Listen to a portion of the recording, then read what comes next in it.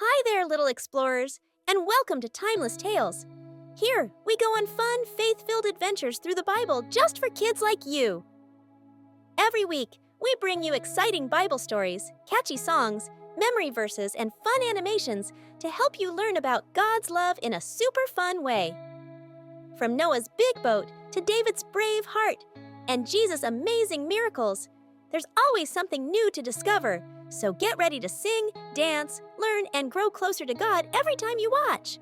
Don't forget to like, subscribe, and click the bell so you never miss a story. Are you ready? Let's go on a Bible adventure together. Hey there!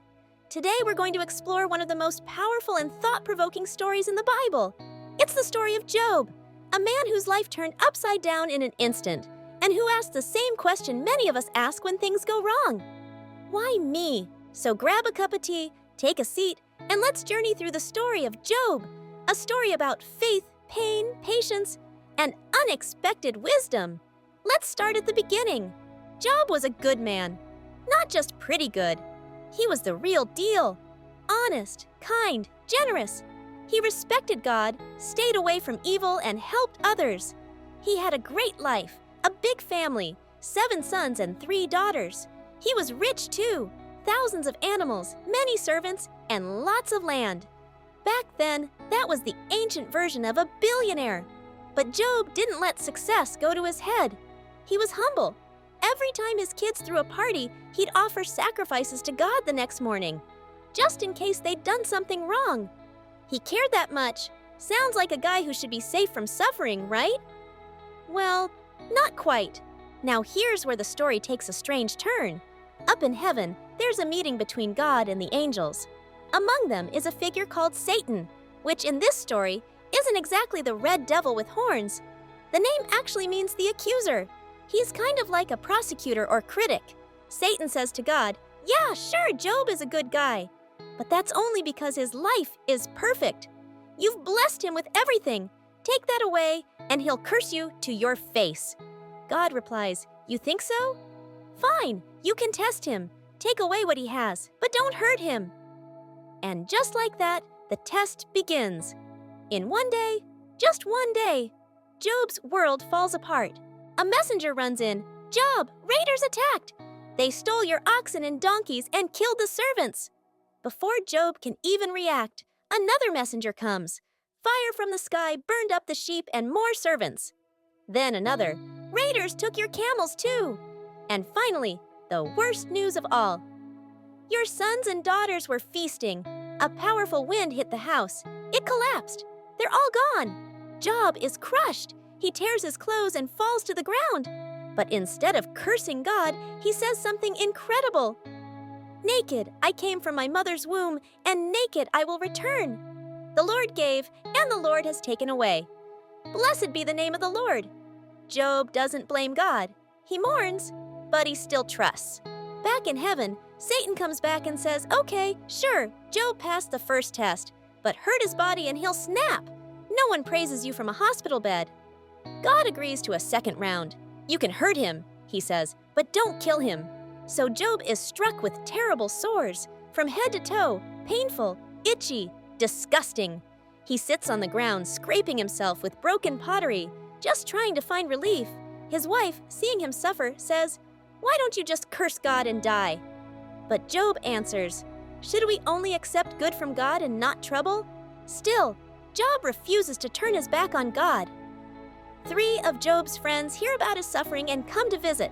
At first, they just sit with him in silence for 7 days. They mourn with him. That part's beautiful. But then they open their mouths. One by one, they tell Job, "You must have done something wrong. Bad things happen to bad people. Just admit it." Job defends himself. "I've done nothing to deserve this. I've lived with integrity." But they don't believe him. They insist that God punishes sinners.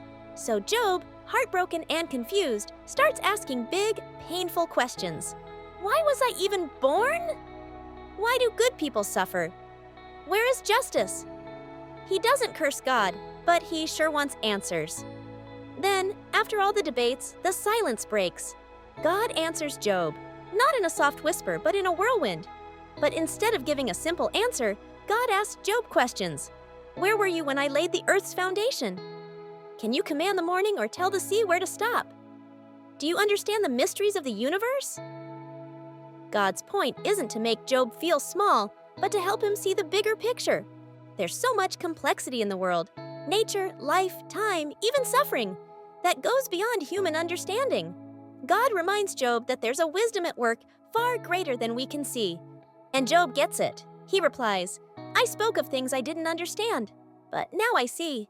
I take back everything I said and sit in humility. Now here's the twist ending. God turns to Job's friends, the ones who tried to blame him, and says, You didn't speak the truth about me like Job did. Job, the one who cried, doubted, questioned, and wrestled with God, is praised for being honest and faithful. Then God restores everything Job lost, and more. He gives him back his health, blesses him with twice as much wealth as before, and he has more children, 7 sons and 3 daughters. The Bible even says his daughters were the most beautiful in the land. Job lives a long, full life. And through it all, he never forgets what he learned. So, what do we take from this story? First, suffering isn't always a punishment. Bad things happen to good people, and that doesn't mean they did anything wrong. Second, it's okay to ask hard questions. God isn't afraid of our doubts, our grief, or even our anger. What matters is honesty and staying in relationship with Him. And third, sometimes we just don't get all the answers.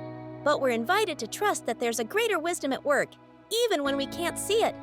The story of Job reminds us that even in our deepest pain, we are not alone. And sometimes, holding on, even with trembling hands, is the greatest faith of all. Thanks for listening.